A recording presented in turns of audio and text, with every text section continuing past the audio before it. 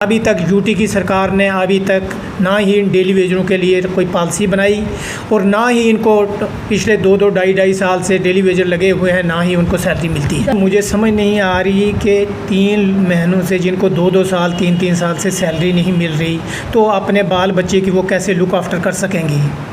जो ब्यूरोक्रेसी और पॉलिटिशियन जो जिनकी तनख्वाह देखो कितनी 2 ढाई लाख रुपया है, लेकिन कभी यहाँ हमारे जम्मू कश्मीर में सरकारें भी रही हैं, उन्होंने सिर्फ अपनी सैलरी बढ़ाई 13,000 से 40,000, 40,000 से 80,000 और उसके बाद 2.5 लाख तक वो सैलरी ले रहे हैं। लेकिन जब एम्प्लॉइज़ और वर्कर की बात आती है तो उस वक्त कहते हैं कि ये फाइनेंशियली क्रंच हमारे पास हो गया। ये बड़े दुख की बात है। आप देख रहे हैं स्प्रिट न्यूज़ और मैं हूं वंदना हंस। कोविड-19 की बात की जाए तो कोविड-19 के चलते लोग काफ़ी परेशान हैं, त्राही त्राही मचा हुआ है। जी हाँ, लेकिन बात की जाए अगर डेली वेजर्स की तो उनका जीवन कोविड-19 से पहले भी परेशान था और आज भी परेशान है। बात की जाए अगर ईद की तो कुछ ही दिन बाद 2 दिन बाद बकरीद आने वाली है। कई लोग मुस्लिम समुदाय से हैं, लेकिन इस बार इन्होंने फ़ैसला किया है कि हम ईद को नहीं मनाएंगे, क्योंकि जब पैसा नहीं होगा तो त्यौहार कैसे मनाए जाएंगे। जब पैसा नहीं होगा तो कपड़े कहाँ से लाएंगे, इलाज कहाँ से होगा, बाकी सब कुछ कहाँ से होगा। तो यही सब सवालों के साथ हमारे साथ जुड़ चुके हैं बाबू हुसैन मलिक जी, जो state president JNK government employees joint action committee के हैं। चलिए इनसे बातचीत करते हैं कि क्या कुछ कहना है इनका और एक प्रेसिडेंट होने के नाते किस तरह से ये सरकार से अपील करते हैं।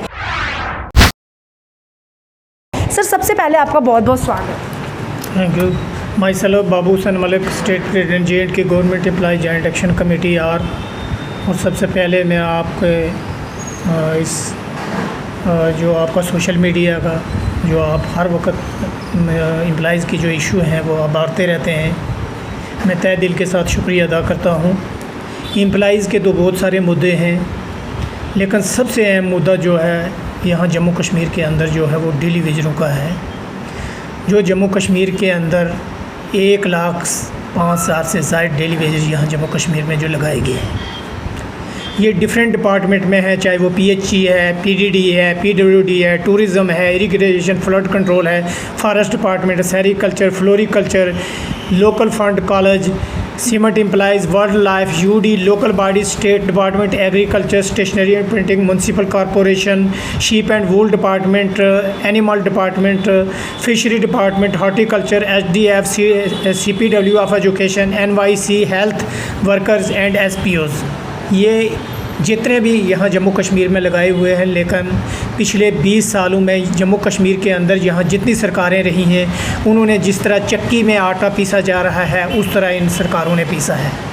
और आज यहाँ हमारी जम्मू कश्मीर में ये स्टेट थी, स्टेट से बाद इसको UT में तब्दील किया, लेकिन हमें उम्मीद थी कि सरकारों ने तो यहाँ इनके साथ बड़ी नाइंसाफ़ी की है, तो आज कुछ इशू जो है ये जो मुलाजमों के हैं, जो डेली वेजरों के हैं, ये सरकार सेटल करेगी। लेकिन अभी तक UT की सरकार ने अभी तक ना ही इन डेली वेजरों के लिए कोई पॉलिसी बनाई और ना ही इनको पिछले 2 ढाई साल से डेली वेजर लगे हुए हैं, ना ही उनको सैलरी मिलती है। दर्शकों को बताना चाहूँगी कि 5 अगस्त 2019 को धारा 370 को ख़त्म कर दिया गया। ठीक उसी के 3 महीने के बाद जो है UT भी बना दी गई थी, लेकिन अब जो है इनको उम्मीद थी कि UT के बाद जो है इनको कुछ ना कुछ इंसाफ मिलेगा, लेकिन कोई भी इंसाफ नहीं मिला। किस तरह से वो लोग अपने घर का गुजारा कर रहे हैं सर? पिछले 3 महीने हो चुके हैं जब लॉकडाउन पूरे वर्ल्ड में, हमारी हिंदुस्तान में भी लगा हुआ है, लेकिन मुझे समझ नहीं आ रही कि 3 महीनों से जिनको 2 साल 3 साल से सैलरी नहीं मिल रही, तो अपने बाल बच्चे की वो कैसे लुक आफ्टर कर सकेंगी।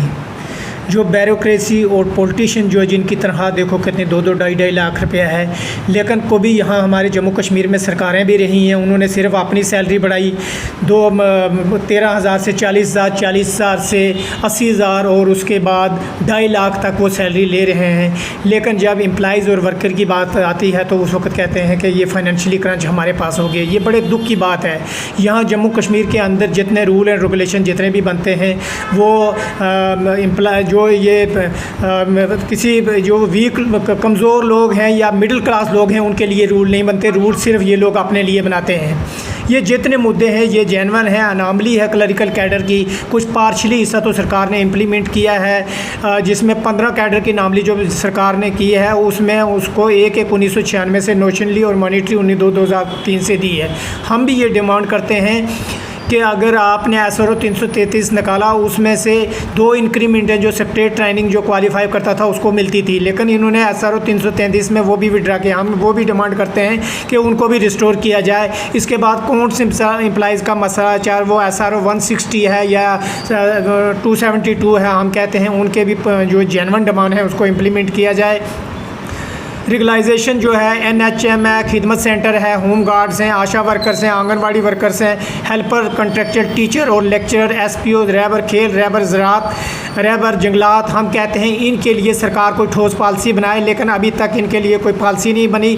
जबकि यहाँ लेक्चरर और टीचरों को जो सरकार ने जो निकाल दिया है, हम कहते हैं इनको रीएंगेज किया जाए। इसके बाद 5 डे वीक होना चाहिए, जो हम यहाँ स्टेट पैटर्न की तरह यहाँ बाहर के जो ऑफिसों में है वहाँ अगर UT बनाया है तो 5 डे वीक होना चाहिए। SRO 24 को लेके हम चलते हैं, आपने देखा है पिछले 3.5 महीने से वो लोग जो हैं हड़ताल पर बैठे हुए हैं, लेकर कोई भी उनके साथ बात करने के लिए नहीं आया। हालांकि उन्होंने 5 और 10 रुपये पर बूट पॉलिश का काम किया है और चाय 5 और 10 रुपये पर उन्होंने बेची है। ये कितने बड़े दुख की बात है यहाँ की UT की एडमिनिस्ट्रेशन के लिए कि हमारे पढ़े लिखे लोग जो हैं वो उनको इन्होंने बेरोज़गार कर दिया। जब वो 1 साल लगे हुए थे, काम कर रहे थे, तो आज इस कोविड-19 को जो पूरे वर्ल्ड को दरम बरम कर दिया है, तो क्या ज़रूरी थी उनको टर्मिनेट करने की। एक साइड से अगर रिटायर लोग हैं जिनको पहले उन्होंने 35 साल सर्विस करने के बावजूद आज फिर उनको रीएंगेज किया है सरकार ने और 1 लाख रुपया उनको सैलरी देती है, तो हम ये कहना चाहते हैं कि जो SRO 24 को रिवोक किया जाए और इनको रेगुलाइजेशन किया जाए। तो इसके साथ DA जो सरकार ने जो फ्रीज़ किया है, हम इसकी भी डिमांड करते हैं कि इसको भी जल्दी रिलीज़ किया जाए। मिनिमम वेजेस एक्ट इन्होंने कहा था कि यहाँ जम्मू कश्मीर को जो हमने UT बनाया है या मिनिमम वेजेस एक्ट लागू होगा, लेकिन अभी तक यहाँ जम्मू कश्मीर में मिनिमम वेजेस एक्ट भी लागू नहीं हुआ जी। तो SRO 202 जो सरकार ने पीछे रिवोक किया है, लेकिन अभी भी उसमें प्रॉब्लम है। हम कहते हैं इसको कंप्लीट SRO 202 को रिवोक किया जाए ताकि किसी के साथ ऐसा कोई नाइंसाफ़ी नहीं होनी चाहिए। तो इसके साथ DPC जो डिफरेंट डिपार्टमेंट में जो DPC सरकार का भी ये ऑर्डर है कि साल में 2 बार DPC होनी चाहिए, लेकिन यहाँ 4-4, 5-5 साल तक जो DPC नहीं होती। हम कहते हैं कि DPC भी टाइम पर होनी चाहिए। ये जितने भी मुद्दे हैं मुलाजमों के, ये जेन्युइन मुद्दे हैं। और इसके साथ मैं ये भी कहना चाहता हूँ कि SRO 43 के तहत बहुत सारे केस जो हैं जो सेक्रेटरीट में, चाहे वो फाइनेंस डिपार्टमेंट में या जनरल एडमिनिस्ट्रेशन डिपार्टमेंट में, काफ़ी 3-4 साल से पड़े हुए हैं। एक फैमिली का अगर हेड की डेथ हो जाती है तो वो फैमिली का सर्कल कैसे चलेगा। हम कहते हैं कि SRO 43 के तहत जितने पेंडिंग केस हैं उनके ऑर्डर इशू किए जाएं जी। तो इसके साथ मैं आपको ये बताऊं कि यहाँ जम्मू कश्मीर के अंदर जो है सरकार यहाँ प्राइवेटिज़म जो करने जा रही है, हम ये कहना चाहते हैं कि यहाँ जम्मू कश्मीर की जो पावर है वो बाहर की स्टेटों में जाती है, लेकिन हम ये कहना चाहते हैं कि यहाँ की पावर अगर बाहर जाती है, बिजली और पानी और बाकी जो डिपार्टमेंट हैं उनको प्राइवेटिज़म मत किया जाए। अगर यहाँ के जम्मू कश्मीर के जो मुलाजिम हैं वो दयानतदारी और ईमानदारी के साथ काम करते हैं, तो फिर प्राइवेटिज़म की यहाँ क्यों चलाया, क्यों करता है, हम इसकी भी कंडेम करते हैं।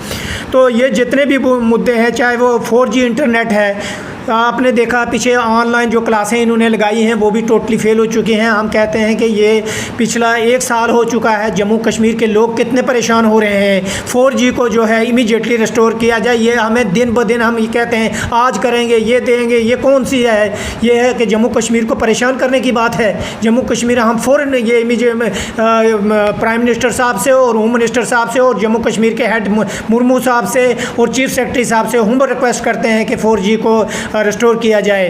ये जितने भी मुलाजमों के जो डिमांड्स हैं ये जेन्युइन हैं। और सबसे बड़ी बात है, यहाँ अगर इशू बनते हैं तो सरकार को ये इशू जो है सेटल करने चाहिए, लेकिन यहाँ सबसे बड़ी बात है कि यहाँ सुनने वाला कोई बात नहीं है। मुलाजमों के इशू जो हैं वो काफ़ी टाइम से पड़े हुए हैं। आज अगर ईद है तो बहुत सारे सिमट डिपार्टमेंट में मुलाजम जो पिछले 17 महीने से तो सैलरी से हम ईद पर आ जाते हैं। तो आपने काफ़ी यहाँ पर मुद्दे बताए हैं, ईद आने वाली है, सैलरी भी नहीं मिली है, किस तरह से वो ईद को मनाएंगे या आप किस तरह से ईद को मनाएंगे? मैम, सबसे पहली बात है कि ईद जो है एक फेस्टिवल है, कोई भी फेस्टिवल है, ईद है या दिवाली है, लेकिन मैं ये कहना चाहता हूँ ये जम्मू कश्मीर के अंदर जो डेली वेजर और कैजुअल लेबर लगा है ये सिर्फ फेस्टिवल पर भी इसको तनख्वाह मिलती है, या ईद पर या दिवाली पर। आज ईद और दिवाली पर भी इनको सैलरी नहीं मिल रही, पिछले 2-2 साल से इनको सैलरी नहीं मिल रही है। जिन लोगों को पिछले 2-2.5 साल से सैलरी मिल रही है वो ईद कैसे मनाएंगे? तो हमारा ये मन नहीं करता, हम लोगों को ये मुबारक ज़रूर देते हैं, लेकिन हम जो है ये ईद जो है जो फेस्टिवल है नहीं मनाएंगे, क्योंकि हमारा वर्कर, हमारा मुलाजम जो है वो भूखा और इस वक्त फाका कशी की हालत में है, उनकी फैमिली जो है फाका कशी की हालत में है। मुझे सुबह से शाम तक 500 कॉलें आती हैं और लोग मुझे ये कहते हैं हमें सैलरी नहीं मिली, आज लोकल बॉडी में हमें सैलरी नहीं मिली, आज यहाँ सीमेंट डिपार्टमेंट के मुलाजमों को सैलरी नहीं मिली, वर्ल्ड लाइफ के अंदर जो मुलाजम काम करते हैं उनको नहीं मिली, 12 वोचर जो यहाँ हैं उनको सैलरी नहीं मिलती। इसके बाद पीडीडी डिपार्टमेंट में जो डेली वेजर जो लगे हुए हैं 381 एसआरओ जो है, इनके कुछ एनआईसी जो भी हुए हैं, अपलोडेड भी हुआ है, लेकिन उनको भी सैलरी नहीं मिल रही है। तो हम ईद कैसे करेंगे? तो हम ये कहना चाहते हैं हमारी ईद तभी हो सकती है जब हमारा डेली वेजर, हमारा जो मुलाजम है उसको टाइम पर सैलरी मिलेगी, वही हमारी ईद है। हम पिछले 30 सालों से लगातार इसके लिए संघर्ष करते रहे हैं और हम यहाँ की जम्मू कश्मीर की एडमिनिस्ट्रेशन से ये और चीफ से मुर्मू साहब से और यहाँ के चीफ सेक्रेटरी साहब से हम रिक्वेस्ट करते हैं कि मुलाजमों के ये इशू प्रायोरिटी बेसिस पे हल होने चाहिए। अगर नहीं होंगे आने वाले दौर में एम्प्लॉय जॉइंट एक्शन कमेटी इस पर बहुत बड़ा आंदोलन होगा, जिसकी रिस्पॉन्सिबिलिटी यहाँ की यूटी की सरकार की होगी, न कि मुलाजम की। शुक्रिया, बहुत बहुत शुक्रिया। तो मैं आपको बता दूं कि ये हमारे साथ थे state president JNK government employ joint action committee के प्रेसिडेंट बाबू हुसैन मलिक। काफ़ी गुस्से में इन्होंने कहा है कि इस बार हम ईद नहीं मनाएंगे क्योंकि सैलरी ही नहीं दी जाती।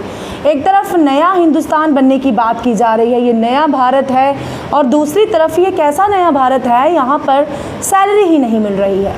तो आप ही डिसाइड करें कि ये नया भारत अच्छा है या पहले वाला भारत अच्छा था या आने वाला भारत जो है अच्छा है।